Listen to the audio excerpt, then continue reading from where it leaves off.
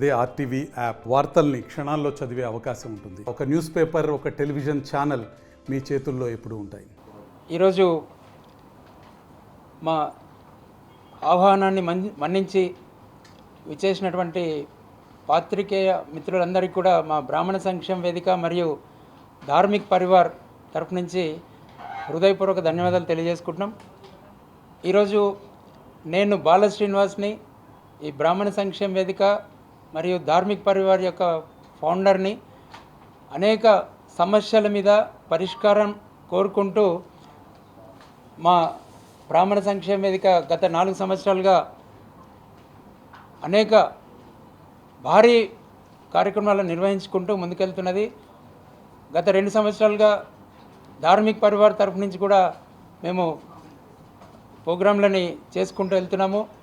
So Andhra Pradesh, Telangana రాష్ట్రాలలో ఉన్నటువంటి సామాజిక, రాజకీయ అలాగే ఇతర సమస్యల గురించి ఈ 2 సంస్థలు కూడా తీవ్రంగా పోరాటం చేస్తున్నాయి. అందులో భాగంగా ఈరోజు మీ అందరినీ కూడా ఈ ప్రెస్ మీట్కి ఆహ్వానించడం జరిగింది. నాతో పాటు మా రామారావు గారు, ధార్మిక్ పరివార్ జాతీయ అధ్యక్షులు, అలాగే బ్రాహ్మణ సంక్షేమ వేదిక జాయింట్ సెక్రటరీ శ్రీ నెర్రెల మల్లికార్జున్ గారు, అట్లాగే మా బాల గారు తిరుపతి నుంచి ఇచ్చేశారు, అలాగే బాలాజీ గారు, అలాగే ఉదయ్ గారు, ఇతర సభ్యులందరూ కూడా ఈరోజు మా ఈ ప్రెస్ మీట్ కార్యక్రమంలో పాల్గొంటున్నారు. ముందుగా బ్రాహ్మణ సంక్షేమ వేదిక గురించి మీకు వివరిస్తాను. మా బ్రాహ్మణ సంక్షేమ వేదిక గత 4 సంవత్సరాలుగా విద్య, వైద్యం, ఉపాధి వంటి అనేక సమస్యల మీద బ్రాహ్మణులందరి ఏకీకృతంతో మేము కార్యక్రమాలు నిర్వహిస్తున్నాము. ఇటు విజయవాడ కానీ, ఇటు వైజాగ్ కానీ, అటు ఆంధ్రప్రదేశ్, తెలంగాణలో ఉన్నటువంటి నిజామాబాద్, ఆదిలాబాద్ అనేక ప్రాంతాల్లో మేము భారీ ఎత్తున దాదాపుగా 315 కార్పొరేట్ హాస్పిటల్లో మేము రాయితీలు తీసుకొని మా బ్రాహ్మణులందరికీ కూడా మేము రాయితీల సౌకర్యంతో వారికి సేవా కార్యక్రమాన్ని అందజేస్తున్నాం. ఎవరైతే అడ్మిట్ అవుతారో బ్రాహ్మణులు ఇలాంటి కార్పొరేట్ హాస్పిటల్స్లలో వారు డిశ్చార్జ్ అయ్యే టైంలో మాకు రాయితీలతోటి ఒప్పందాన్ని ఇవ్వడం జరిగింది.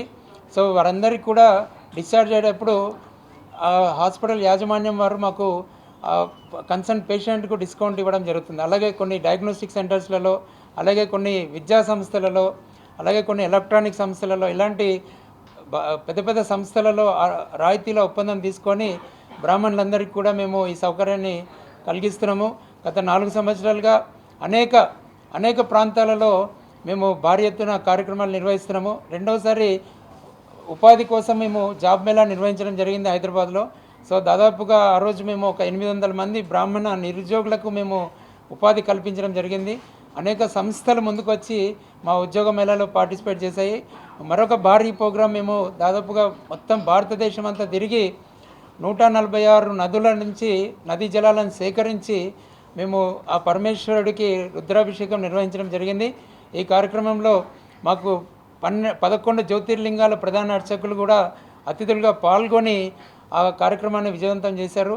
ఇలాంటి భారీ వేడుకలని నిర్వహిస్తున్నాము. అనేక ప్రాంతాల్లో కూడా మా బ్రాహ్మణులందరినీ కూడా కలుపుకుంటూ వారి కోసము మేము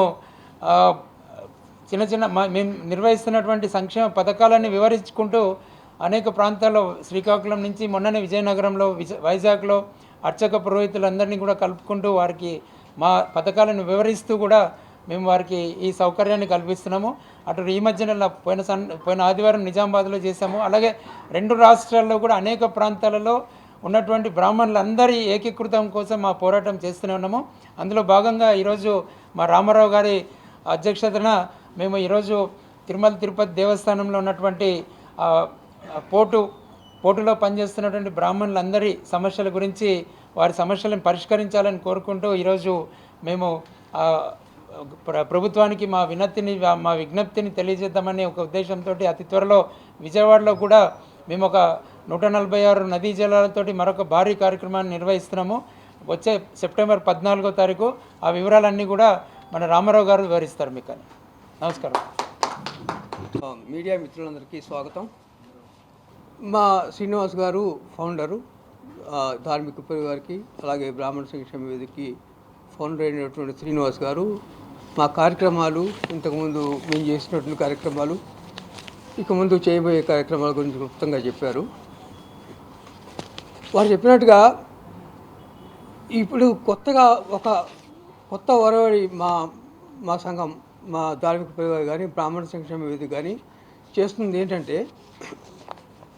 బ్రాహ్మణ సమస్యల మీద మేము ప్రభుత్వం దృష్టికి తీసుకొచ్చి బ్రాహ్మణ సమస్యలను పరిష్కారం చేసే విధంగా మేము మా రూట్ మ్యాప్ని తయారు చేసుకున్నాం.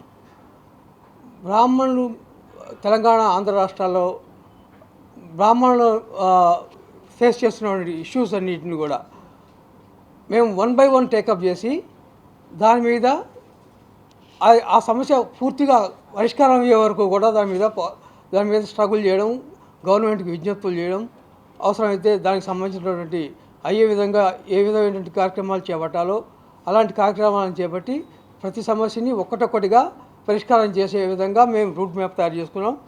అందులో భాగంగానే మొట్టమొదటి సమస్యగా తిరుమల తిరుపతి దేవస్థానంలో పనిచేస్తున్నటువంటి లడ్డూ సెక్షన్లో పనిచేస్తున్నటువంటి లడ్డూ తయారీ, అలాగే ప్రసాదాల తయారీ, ఈ ప్రపంచానికి అందరికీ కూడా లడ్డూలు తయారు చేయడం కానీ, లడ్డూలు వస్తున్నాయంటే వీళ్ళు చేసేటువంటి చేసే ప్రసాదాలే ప్రపంచం అంతా ఈ రోజున పంచిపెడుతున్నాం.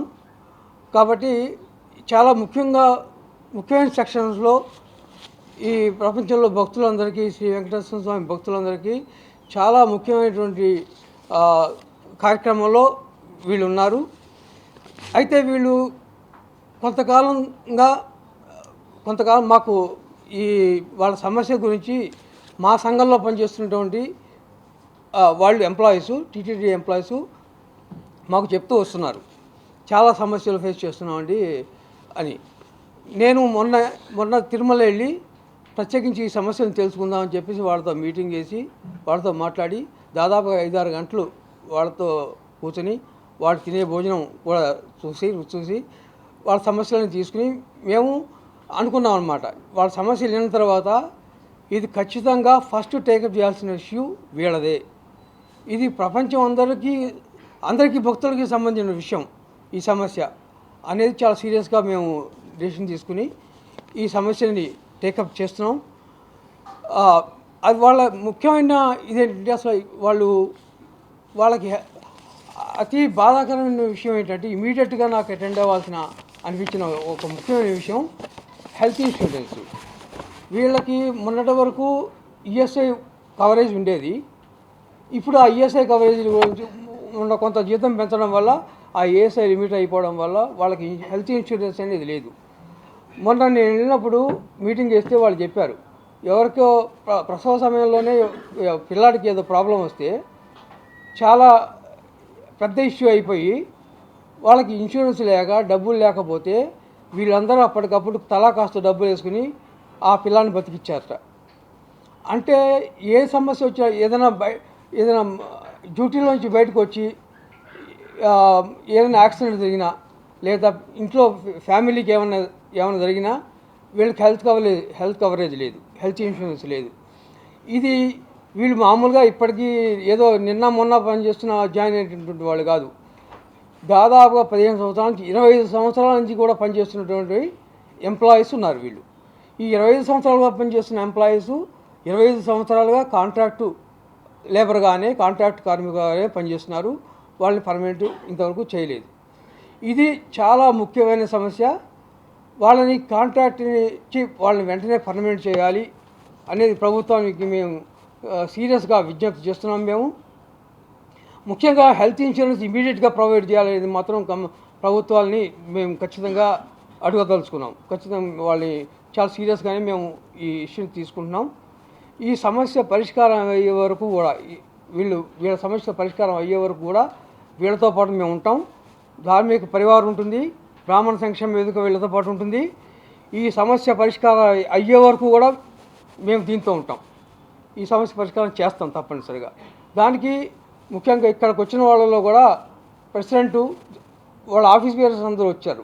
దాదాపుగా వీళ్ళు 700 మంది కార్మికులు బ్రాహ్మణులు ఉన్నారు. ఈ సెక్షన్లో పనిచేసినటువంటి కార్మికులు.